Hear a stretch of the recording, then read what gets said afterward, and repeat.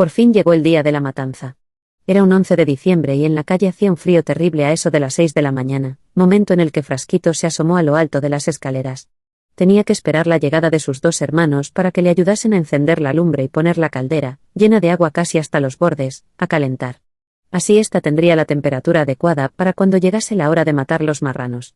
Estos habían alcanzado casi los 160 kilos cada uno, y estaba seguro de que con ambos tendrían para alimentar a toda su familia durante gran parte del año, y que incluso darían los mejores jamones que él pudiera imaginar. Antonia había pasado el día anterior, con ayuda de sus hijas mayores, pelando cebolla y cociéndola para que a lo largo del nuevo día pudiesen hacer la morcilla sin dificultad alguna. Pasaron casi todo el día ocupadas en tan ardua e imprescindible tarea, en especial en cuanto a los lagrimones que de cuando en cuando escapaban de sus ojos. Bueno, fuese como fuese, lo cierto es que al día siguiente la cebolla se hallaba en la artesa en espera de que le llegase la hora de unirse a la sangre y convertirse, junto con ella, en esencia de morcilla, uno de los productos del cerdo que más le gustaba a toda la familia. Antonia tenía tantas ganas de que llegase por fin la hora de iniciar la matanza, que fue la primera en ponerse de pie, y en asomarse al balcón a comprobar el tiempo que hacía en la calle. Le pareció como cualquier mañana de invierno. El cielo mostraba el brillo de las estrellas al amanecer, estaba raso y ni la lluvia ni la nieve vendría a molestar en un día tan especial para la economía familiar antes de la llegada de la Navidad. Todo el mundo lo pasaba bien en tales ocasiones, pero especialmente los más pequeños de la familia. Los encuentros como aquel facilitaban las relaciones entre ellos. Jugaban a cualquier clase de juego de los predominantes por aquel entonces. Antonio ya empezaba a sentir que el día de la matanza era de lo más especial que había en la vida y, por nada del mundo, estaba dispuesto a perdérselo, si exceptuamos el momento del sacrificio de los marranos, que le daba un miedo terrible y prefería no contemplar, y sobre todo, no escuchar los chillidos de estos al arrebatarles la vida. En cuanto el segundo marrano dio sus últimos chillidos, se precipitó al rellano de las escaleras de la calle para curiosear. Desde allí contempló durante unos minutos la caldera llena de agua hirviendo, montada en unas estrebes casi igual de anchas que ella. Bajo ambas crepitaban las llamas de la lumbre, de troncos de olivo y encina. Lumbre, estrebes y caldera estaban a poca distancia, en un rincón de la calle, de la puerta de los molletes, y del muro del pretil de la calle José Antonio, lo más cerca posible a este. Allí no obstruía el paso a la calle de arriba ni a las últimas viviendas de la cuestecilla próximas a esta. La lumbre la alimentaba Rafael de vez en cuando para que el agua estuviera en su punto, miró a su izquierda, y abajo arriba, al marrano colgado en el balcón. Ni idea tenía de cómo había llegado hasta allí ni de quién lo había colgado y abierto en canal. No le sorprendió mucho porque algún recuerdo tenía de los marranos colgados allí el año anterior y los que le precedieron. Poco después se asomó entre las rejas de la baranda para ver, sin ningún obstáculo, la parte de calle bajo sus pies. Puso los ojos sobre el marrano tumbado boca arriba en una mesa, en espera de pelarlo cuanto antes. A continuación, observó con asombro, mientras se agarraba con fuerza a los barrotes de la baranda, el quehacer de su familia, algunos perfectos extraños a uno cuya relación familiar con él no recordaba, el matarife entre ellos, a los que solo conocía de vista, como a su propio padre, cuyos lazos con él desconocía por completo porque casi ningún contacto tuvo con éste desde que éste decidió que su hermano mayor, y su cuñada Antonia se hicieran cargo de su crianza 5 años atrás. Enseguida se animó a bajar a la calle, tras seguir los consejos de los mayores de que se pusiera donde no estorbara, y pudo ver de cerca, desde la entrada a la cuadra del retrete, un agujero de concreto sin lugar donde sentarse, próximo a la zaurda, la más cercana a las escaleras, cómo arrojaban agua casi hirviendo sobre la piel del marrano y cómo, seguidamente, rasuraban su piel con un par de cuchillos muy afilados, cambiando de vez en cuando de postura el cuerpo del animal recién sacrificado para facilitar pelarlo por completo. Expectante observó cómo unos vertían agua sobre la piel de pobre animal, y otros avanzaban con los cuchillos sobre ella, arrancaban cerdas y arrojaban estas en el suelo donde consideraban oportuno. Después de esto, decidieron colgar junto al otro marrano al recién pelado. Nada más colgarlo, el matarife lo abrió en canal y vertieron el mondongo en un cubo, después cortaron sus órganos vitales, riñones, pulmones, hígado, corazón, mollejas, bazo, etcétera, etcétera. Con el cielo por techo, un ir y venir de familiares entre la lumbre en lenta extinción, y ya sin caldera ni grandes estrebes ni mesa de sacrificio, Antonio, para no estorbar, y pasar menos frío, se refugió delante de la puerta de la cuadra, zaurda, bajo el rellano de las escaleras, no muy lejos de otra lumbre, mucho más pequeña, encendida casi en el centro de la calle por comodidad para asar algún trozo de carne. La puerta situada debajo de los marranos tenía 2 alas y la del retrete, zaurda y cuadra, solo una. Era de color marrón y en lo alto había una pequeña rendija que servía para airearla y facilitar la respiración de un aire más limpio a la yegua, y a cuantos animales le hicieran compañía en contadas ocasiones.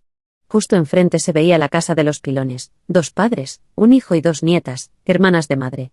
Delante de la puerta había una pequeña porla en la que Antonio había pasado horas y horas de juego que ahora le parecían remotísimos en el tiempo, pero que, en su momento, había sabido disfrutar con una entrega total y absoluta, esa misma entrega que lo condenara desde hacía un par de años a una continua pérdida de peso irremediable para alguien como él. Esta familia le había tratado con afecto. Raro era el día en que al verlo no le dirigían la palabra. A ellos también le encantaba oírlo hablar.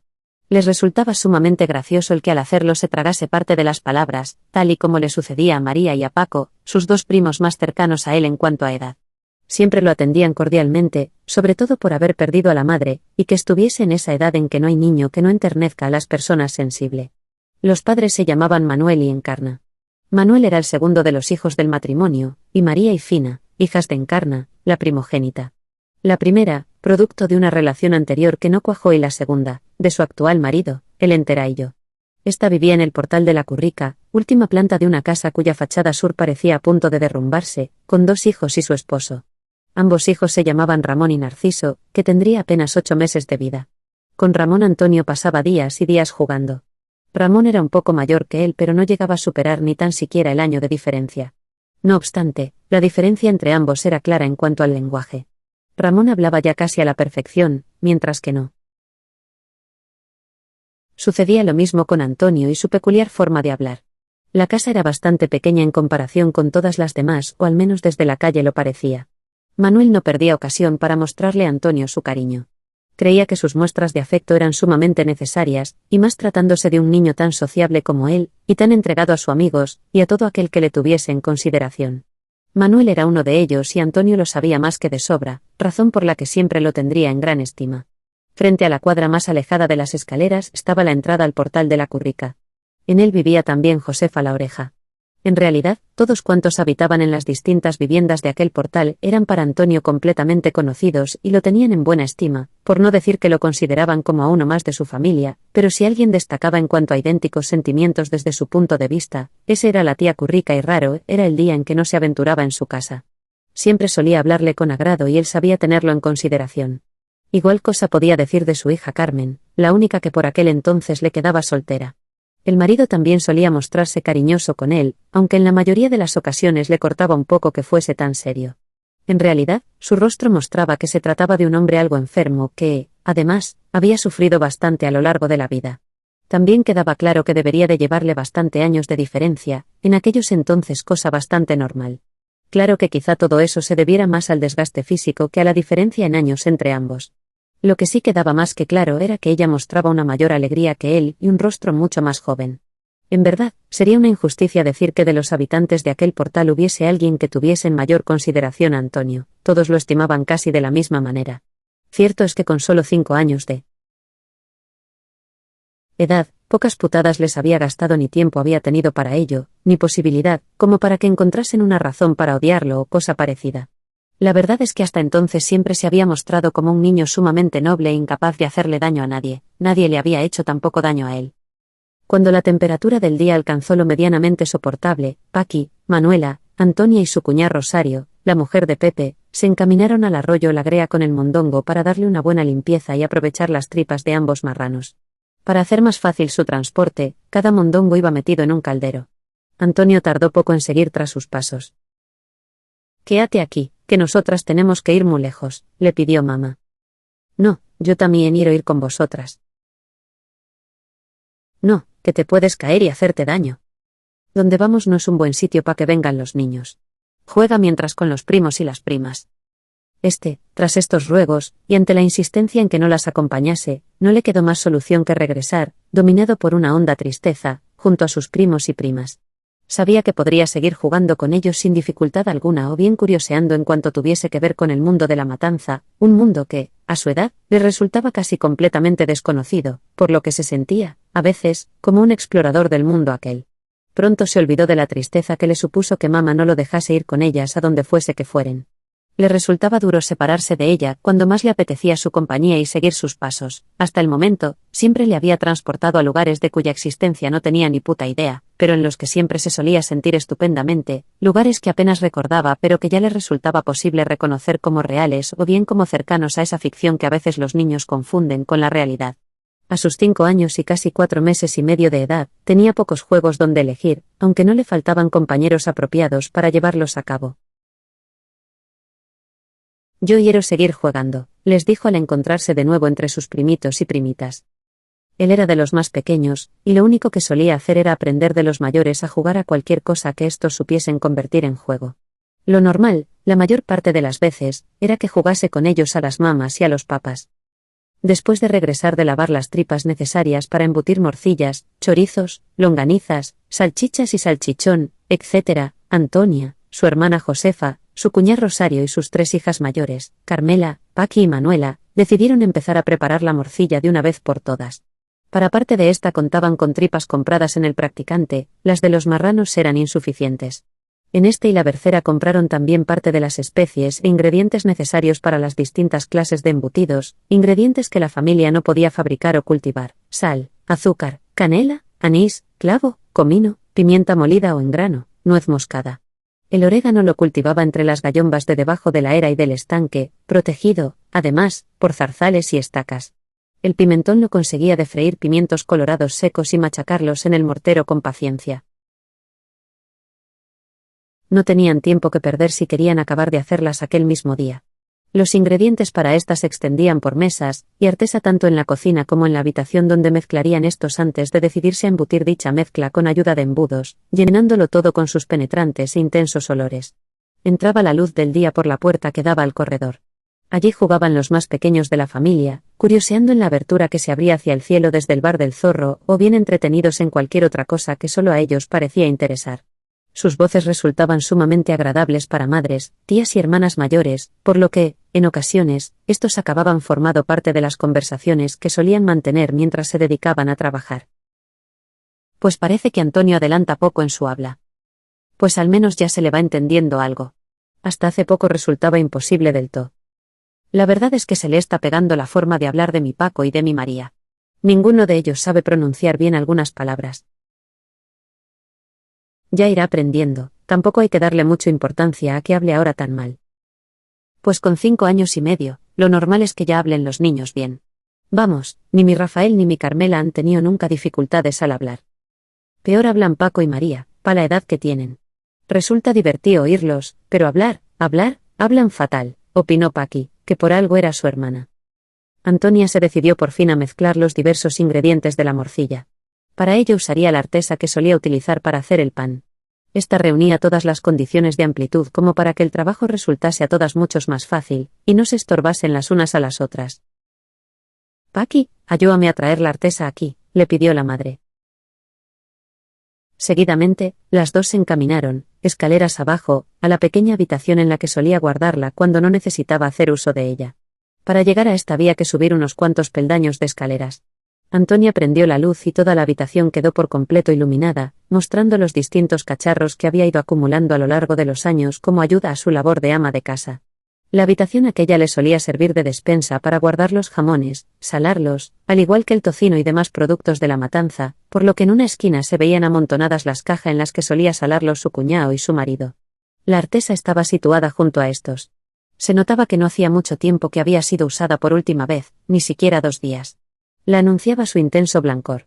Madre e hija tomaron la artesa en sus manos, y la arrastraron hacia la salida de la habitación con cuidado para evitar que chocase con algo y sufriesen un pequeño percance, que bien podría ir entre el desconchar solamente la pared hasta romper alguno de los tarros amontonados en el suelo. Estaban llenos de tomate y cebolla en conserva y en aceite.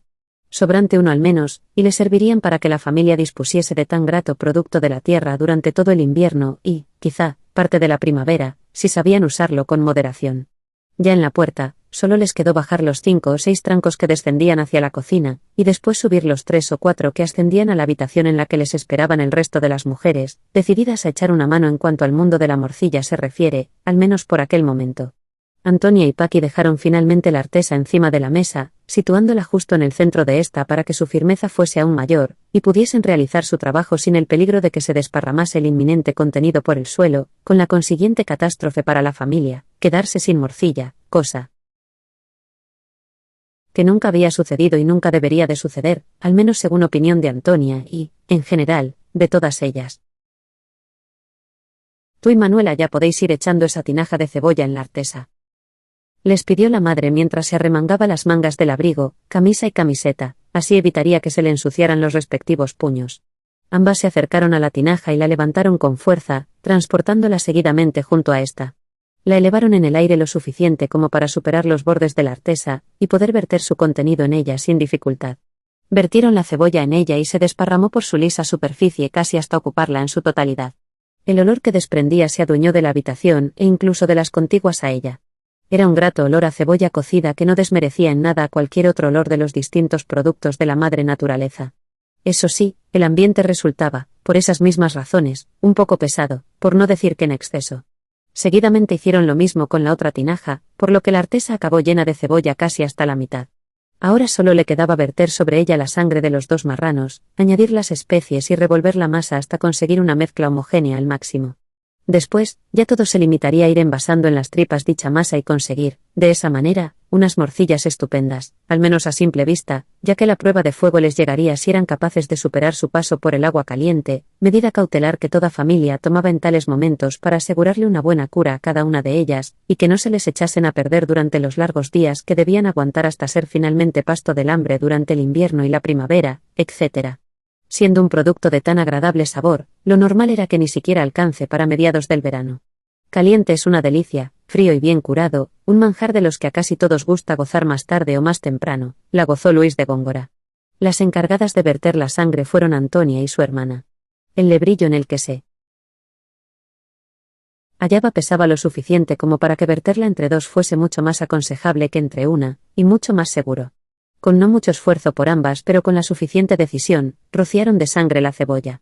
La mezcla de cada color se transformó en algo entre el amarillento de la cebolla y el rojo de la sangre, algo en realidad tirando, ante todo, a más bien oscuro aunque sin llegar del todo a adquirir el color propio de la morcilla. Para ello, le faltaba aún que se mezclasen ambas mucho más intensamente. Finalmente, el lebrillo quedó tan solo con unas gotas de sangre que se volvieron a reunir en cuanto recobró su posición normal. Antonia, viendo que no sería mala idea aprovechar incluso esta pequeña cantidad, volvió a tomar el lebrillo en su mano, y dejó que su escaso líquido cayese lentamente encima de la que momentos antes había vertido sobre la cebolla. Dejó que escurriera del todo hasta asegurarse de que apenas quedaran en él poco más de un par de gotas. Hecho esto, la totalidad de las mujeres rodearon la artesa y se dedicaron, tras remangarse las mangas de abrigo, camisa y camiseta, a mezclar los distintos ingredientes de la morcilla. Rosario se había encargado entretanto de freír los pimientos colorados, por lo que solo les quedó machacarlos en el mortero durante unos minutos hasta conseguir una pasta homogénea, y fácil de mezclar con la sangre y la cebolla, etc.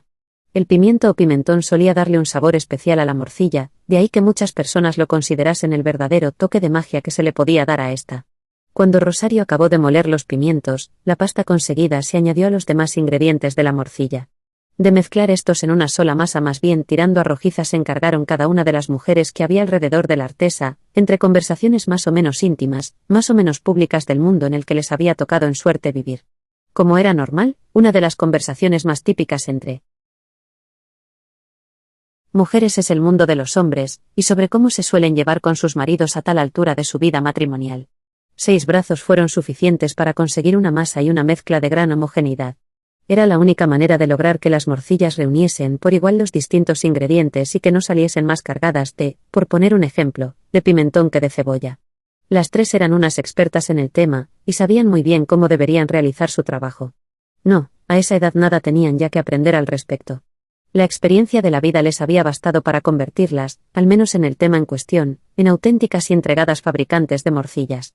Solo les faltaba fabricarlas en serie. No, estaba claro que no era la primera vez que realizaban dicho trabajo ni sería la última.